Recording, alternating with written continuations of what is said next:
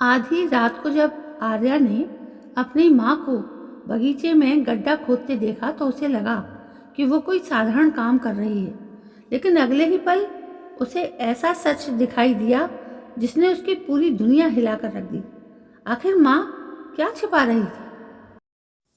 आर्या उस रात अपने कमरे की छत को घूरती हुई लेटी थी। खिड़की से आती चांदनी कमरे में हल्की सफ़ेदी फैला रही थी। बाहर हवा पेड़ों की शाखाओं से टकराकर अजीब सी सरसराहट पैदा कर रही थी, लेकिन उससे भी ज़्यादा शोर उसके मन में चल रहा था। उसकी माँ की कही हुई हर बार बार उसके कानों में गूंज रही थी। हम ये शहर छोड़कर जा रहे हैं। ये सुनकर जैसे उसकी दुनिया ही हिल गई थी। इस शहर में उसकी पूरी जिंदगी थी। उसका कॉलेज था, उसके दोस्त थे और सबसे बढ़कर विवान था। विवान जिससे वो पिछले 4 सालों से प्यार करती थी। पूरा शहर उन्हें सबसे खूबसूरत जोड़ी कहता था। फिर अचानक ऐसा क्या हो गया कि उसकी माँ सब कुछ छोड़कर जाने की बात कर रही थी।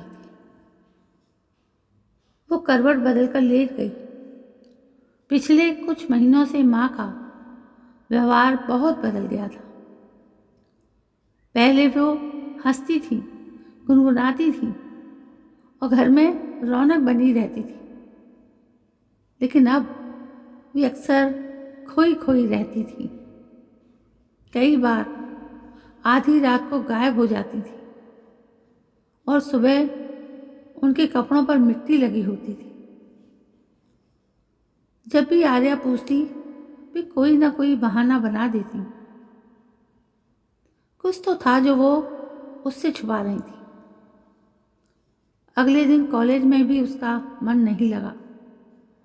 विवान ने कई बार पूछा कि क्या बात है, लेकिन वो कुछ नहीं बता पाई। शाम को जब वो घर लौटी तो घर असामान्य रूप से शांत था। उसकी माँ कहीं दिखाई नहीं दे रही थी। तभी उसकी नज़र माँ के कमरे पर पड़ी। वो कमरा हमेशा बंद रहता था, लेकिन आज दरवाज़ा थोड़ा खुला था। उसका दिल तेजी से धड़कने लगा। वो धीरे धीरे कमरे में दाखिल हुई। सब कुछ सामान्य लग रहा था, लेकिन तभी उसकी नज़र बिस्तर के नीचे रखे एक पुराने लोहे के बक्से पर पड़ी। ये वही बक्सा था जिसे छूने की मनाही थी। कुछ क्षण वो हिचकिचाई, फिर उसने बक्सा बाहर खींच। आश्चर्य की बात थी कि उस पर ताला नहीं लगा था। उसने ढक्कन उठाया और भीतर झांका। अंदर कुछ पुराने कागज, अखबार और एक पिस्तौल रखी थी। पिस्तौल देखते ही उसके हाथ कांपने लगे। उसने जल्दी से एक अखबार उठाया।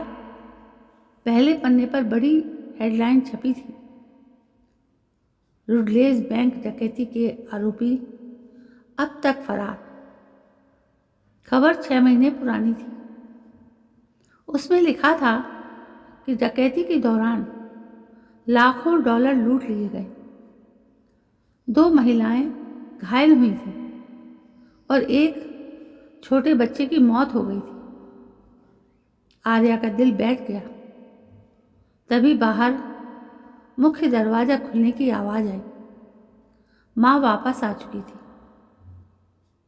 उसने घबराकर सब कुछ पहले की तरह रख दिया और अपने कमरे में लौट आई, लेकिन अब उसके मन में डर घर कर चुका था।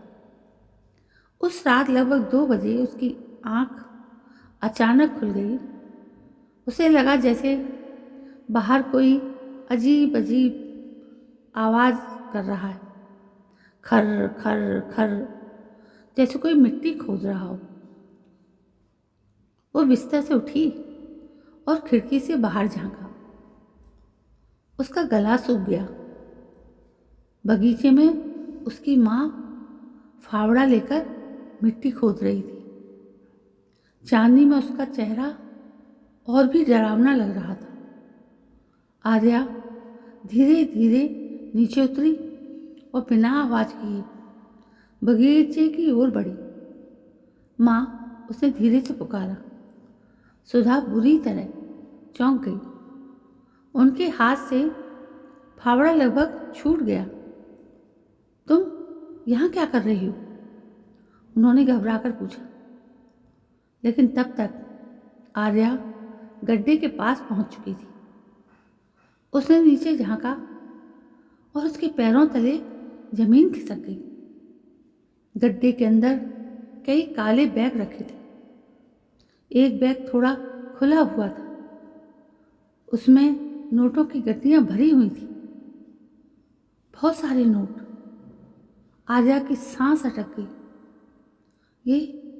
ये सब क्या है? उसने कांपती आवाज में पूछा।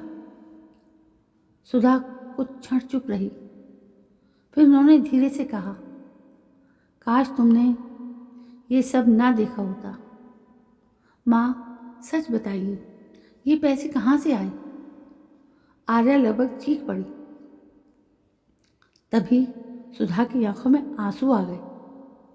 उन्होंने कहा, जो सच मैं बताने जा रही हूँ उसके बाद शायद तुम मुझसे नफरत करने लगो। आर्या का दिल तेजी से धड़कने लगा। सुधा ने गहरी सांस ली और बोली, तुम्हारे पिता की मौत दुर्घटना नहीं थी, उनकी हत्या की गई थी। ये सुनते ही आर्या सन्न रह गई। क्या? उन्होंने कुछ लोगों को एक बहुत बड़ा राज जान लिया था। वही लोग रूडलेस बैंक डकैती के पीछे थे। जब तुम्हारे पिता उन्हें पुलिस के हवाले करने वाले थे, तब उन्होंने उन्हें मार डाला। आर्या की आंखों से आंसू बहने लगे। और ये पैसे? उसने पूछा। ये उन्हीं अपराधियों के हैं। मैं कई महीनों से उनका पीछा कर रही थी। आखिरकार मुझे उनका छुपाया हुआ पैसा मिल गया। आर्या कुछ समझ नहीं पा रही थी। तभी अचानक बगीचे के बाहर ब्रेक लगने की तेज आवाज़ सुनाई दी। लोगों दोनों ने एक साथ मुड़कर देखा। सड़क पर एक काली एसयूवी आकर रुकी थी। उसके दरवाजे खुले और 3 आदमी बाहर निकले। उनके हाथों में हथियार थे। सुधा का चेहरा सफ़ेद पड़ गया। वे आ गए। उन्होंने फुसफुसाहट में कहा, कौन? आर्या की आवाज़ आई। आज कांप रही थी। तुम्हारे पिता के हत्यारे। तीनों आदमी धीरे धीरे उनकी तरफ बढ़ने लगे। सबसे आगे खड़े आदमी के चेहरे पर खतरनाक मुस्कान थी। बहुत भाग ली सुधा, उसने कहा। अब खेल खत्म हो गया। सुधा ने तुरंत आर्या को अपने पीछे कर लिया। तभी दूर कहीं पुलिस सायरन की आवाज़ गूंज उठी। तीनों अपराधियों के चेहरे का रंग उड़ गया। अगले ही पल चारों तरफ से पुलिस की गाड़ियां आ पहुंची। सुधा ने पहले ही पुलिस को सूचना दे दी थी। कुछ मिनटों में अफरा तफरी मची रही। फिर तीनों अपराधी गिरफ्तार कर लिए गए। आर्या ने राहत की सांस ली। उसे लगा कि अब सब खत्म हो गया, लेकिन असली झटका उसे अगले दिन लगा। पुलिस स्टेशन में एक अधिकारी ने बताया कि गिरफ्तार हुए तीनों आदमी केवल गिरोह के सदस्य थे। उनका सरगना अब भी फरार था। 3 महीने बाद जिंदगी धीरे धीरे सामान्य होने लगी। एक शाम आर्या और विवान पार्क में बैठे सूर्यास्त देख रहे थे। तभी उनकी नज़र सड़क किनारे खड़ी एक काली कार पर पड़ी। कार के अंदर बैठा आदमी लगातार उसकी तरफ देख रहा था। कुछ क्षण बाद उसने हल्की मुस्कान दी और कार आगे बढ़ गई। आर्या का खून जम गया। उसने उस चेहरे को पहले कहीं देखा था। अचानक उसे याद आया, वही चेहरा उसे माँ के पुराने बक्से में रखी एक तस्वीर में दिखाई पड़ा था। तस्वीर के पीछे सिर्फ 3 शब्द लिखे थे, असली मालिक जिंदा है। और तभी आर्या को एहसास हुआ कि उसकी माँ का सबसे बड़ा रहस्य अभी भी दुनिया से छुपा हुआ था।